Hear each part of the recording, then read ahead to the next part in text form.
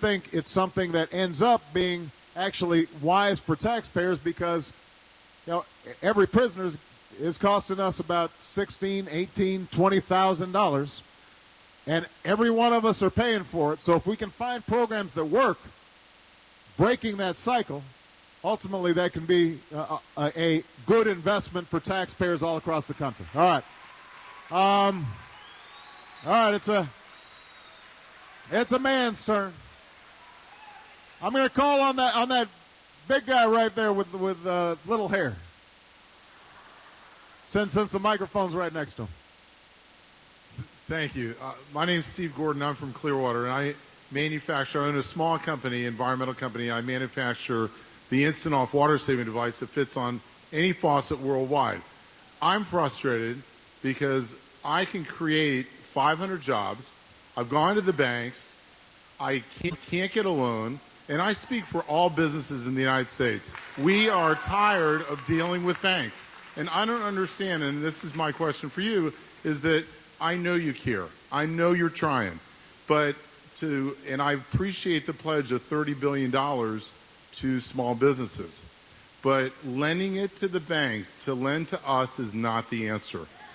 It's just not. What I suggest, and the question is, why can't you use the SBA, just like you lent directly to Wall Street, you lent directly to the automakers, you lent directly to the banks, why can't the government make small businesses available directly to us?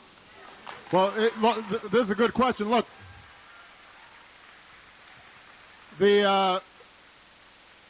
first of all, you should be aware that we have increased SBA loans during the course of this year by 70% in some cases. So some of the key programs for businesses like yours, we have massively increased their lending. And, by the way, we've waived some of the fees and red tape that are associated with you getting a loan from the SBA. Now, now it's not enough. I know you're shaking your head here. I understand it's not enough because you still want a loan. So, but you need to understand. I just want you to know it's not like we haven't thought of why don't we use the SBA. We have. The challenge that we've got is that even SBA loans are generally run not by the SBA. The SBA essentially works with local banks, community banks, neighborhood banks to process the loan, and essentially the SBA underwrites the loan.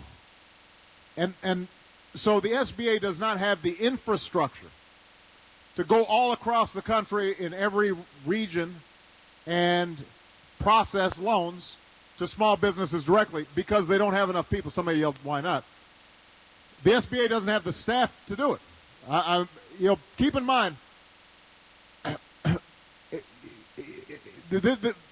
a small business loan of any sort or a large business loan of any sort requires some sense of, all right, what's the business plan? What are your projected earnings, et cetera, et cetera. And somebody's got to do that. Now, if the SBA were to suddenly take over that entire function, we'd have to stand up a massive bureaucracy, a huge one. And we'd have to train all those people, and it would take too long, and you'd be frustrated. Why is it that this big government agency can't seem to run anything? So what we've decided to do instead is to take $30 billion that was repaid by the banks and make that available under criteria that will encourage small banks to give those loans to you. And if we do that effectively, we can potentially get that money out the door more quickly. But I am absolutely sympathetic to what you're saying because I'm hearing it everywhere I go. And that's why I mentioned it last night in my speech. You've got a lot of small business owners who are ready to grow, ready to hire, but they just can't get financing. So we're going to use the SBA as one tool. This $30 billion is going to help. Ultimately, though, the vast majority of small businesses, their loans are going to come from the private sector. And we've got to get the private sector to think differently. What happened here was that everybody was making loans without thinking of the risk at all. They were just sending out money out the door. That's how a lot of overdevelopment happened here in Florida. It happened in Nevada. It happened in California. Because people were just saying, you know what, we're making money. We're not going to ask a lot of questions. Suddenly the bottom falls out. And the pendulum has shifted too far in the other direction, so that even if you've got a good business plan, you've got a good model, and you're making profits and a good product, now banks are reluctant to lend at all. And what we're trying to do is to encourage them to get that happy medium where they're not taking such exorbitant risks that they threaten the entire system, but they are also open to enough risk that America's dynamic free enterprise system is actually able to work. One aspect of this is also getting regulators who oversee the banks, which aren't under my supervision. These are independent bank regulators, getting them to at least take a closer look at their policies, because a lot of bankers will tell you they want to loan you the money, but they're worried about, they suffered all these losses because of some of the mortgage stuff going belly up. So what they'll tell you is, I've got a bank regulator breathing down my neck, making sure that I'm keeping my capital levels high enough.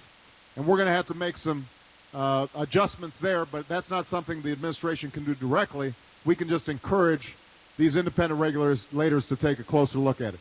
I'm confident you're going to succeed, though, and you can give maybe Reggie Love here your business card so we can find out about your terrific business. All right. I've got time only for I've only got time for two more questions. This young lady right here, she's been standing here a very long time. Hey, first, my 15-year-old son, Zach Cartwright, wanted me to tell you that he is a big supporter of yours. Well, tell Zach, thank you so much. Okay. You gonna hold this? Many families are having to withdraw money from their 401ks. Once this occurs, in addition to taxes, there's a 10% penalty assessed. Since the withdrawals are taking place due to hardship, families don't always have the money to pay the 10% Right. and the penalties. The interest then accrues until the day full payment is made. The IRS recently made headlines after giving tax breaks to Citigroup. Several months ago, people with offshore accounts were given amnesty. My question is, why is the IRS coming after the middle class, creating more stress for us? And what is your plan to do to help resolve this? And if Congress is unable to deal with the issue and directly impacting the middle class, I'm happy to contribute my ideas. Well,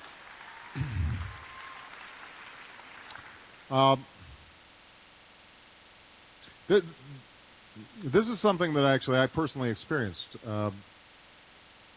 just several years ago. Michelle and I had some family emergencies. This is when I was still working in a law firm. I had a small retirement account set up, and I ended up having to withdraw it and pay that 10% penalty, and it was no fun. But it was what we had to do. Unfortunately, we were young enough where we could absorb that hit. A lot of families aren't in that position. If they've got a nest egg, to suddenly have to, it's bad enough having to draw it down, but then also to have to pay taxes on top of it is really tough. Now, the reason that policy is in place, obviously, is because you're getting that money tax-free, the idea being that you're going to actually use it for retirement. And then if you're spending it early before retirement, then you can imagine that a lot of people could potentially game the system by using these accounts to avoid taxes. So I just want to show a little sympathy here for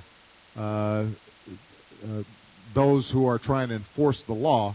They're not mean-spirited. They're just they're working with the system that was set up. I think you are raising a legitimate point, though. And if I'm not mistaken, we actually started looking at this, Joe, in our administration, was to take a look at, are there circumstances, and the specific thing that we were thinking about was medical emergencies, where people should not be penalized for it. And I think that issuing blanket amnesties in all circumstances may not be possible, but taking a look at certain narrow categories of emergencies in which these penalties could be waived